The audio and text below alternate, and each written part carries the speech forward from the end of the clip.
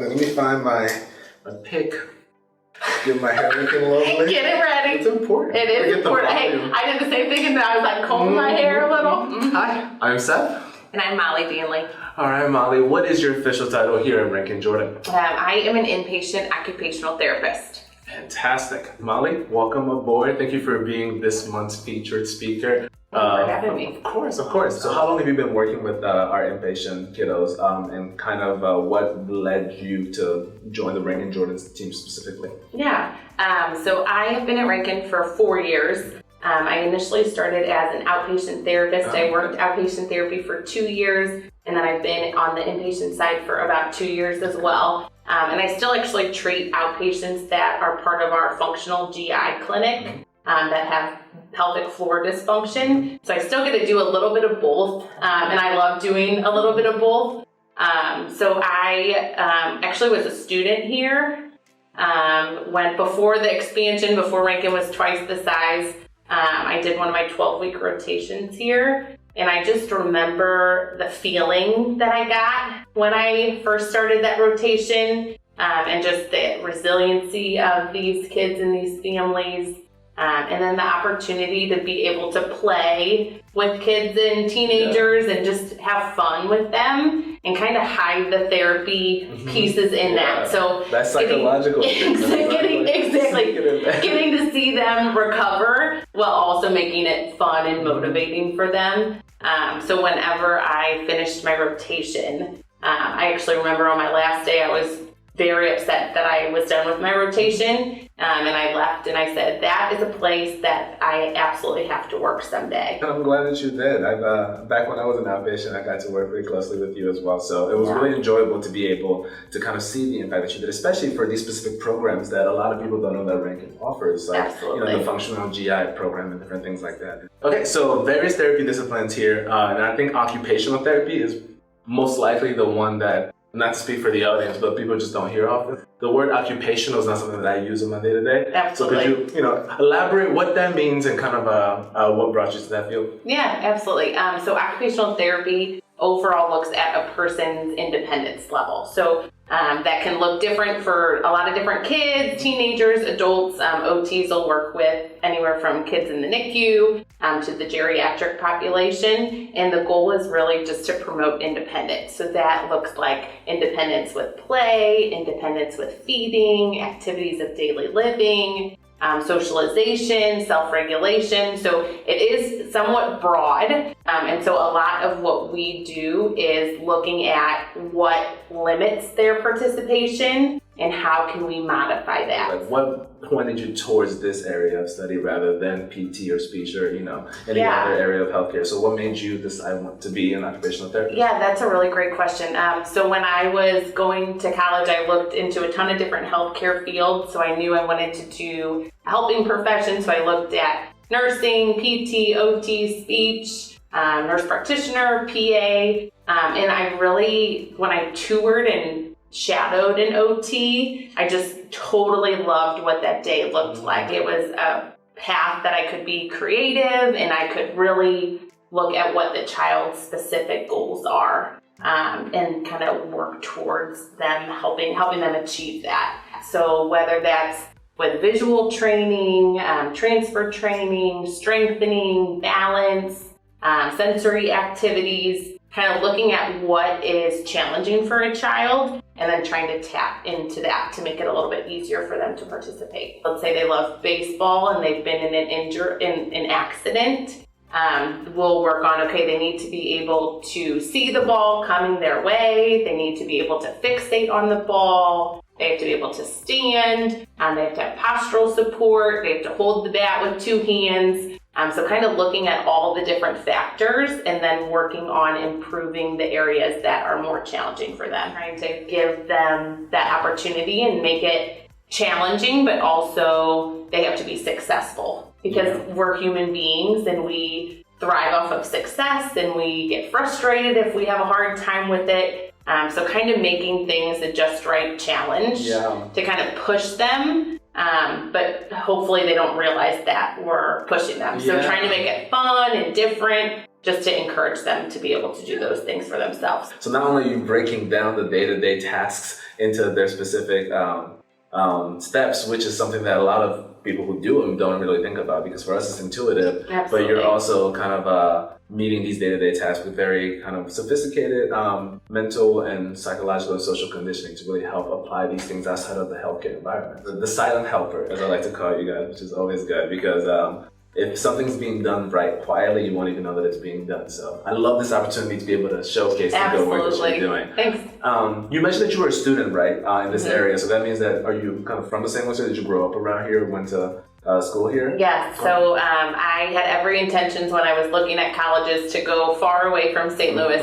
As every St. Louis everybody's like, oh, I'm going to go somewhere on the East Coast or the West Coast. And then I started touring schools around this area, and I loved SLU. So I went to St. Louis University. And so I am born and raised in St. Louis.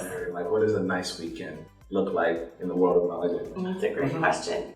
I have a lot of things that I love to do. I see family and friends a lot. So I like just going out to eat. I like going to the park and meeting up with friends. I have a very rambunctious dog that consumes a lot of my energy as well. His name is Rocky. I got married actually during the pandemic, and it was right when the city had kind of shut down again. And so we were like, okay, we have to postpone our wedding plans and kind of change things up. So that day I said, you know what, we're going to go and we're going to get a puppy. Okay. He's mostly Labrador, and then has some Border Collie, some Heeler, and then just a couple other breeds. Yeah. So he is all energy all the time. My tendency is that I'm very much so low energy, and I find reasons to be a little bit more reclusive and calm. So I need things that kind of pull me outside of my comfort zone and out in the world and to be engaged, and nothing does that better than a puppy. Absolutely. Like, whether you want to or not, whether it's pouring or snowing, a dog with enough energy is like, we're going for a walk. Yes, you're going outside. And I think that's a fantastic kind of a necessary part of our lives to kind of push us outside of those naturally reclusive spaces, because we're meant to be in community, we're meant to be active and out and about. Absolutely. Which is, I think, why you, not to speak for you, but also I think that might be what informed your decision to go into occupational therapy, because the nature of that job is how to best get people to just go and live their lives and be engaged and involved in that. So just kind of a balance of seeing people and then also having time where it's just my husband and I, or just myself, to kind of rest too. So is it mostly just you, your husband, and the puppy at home then?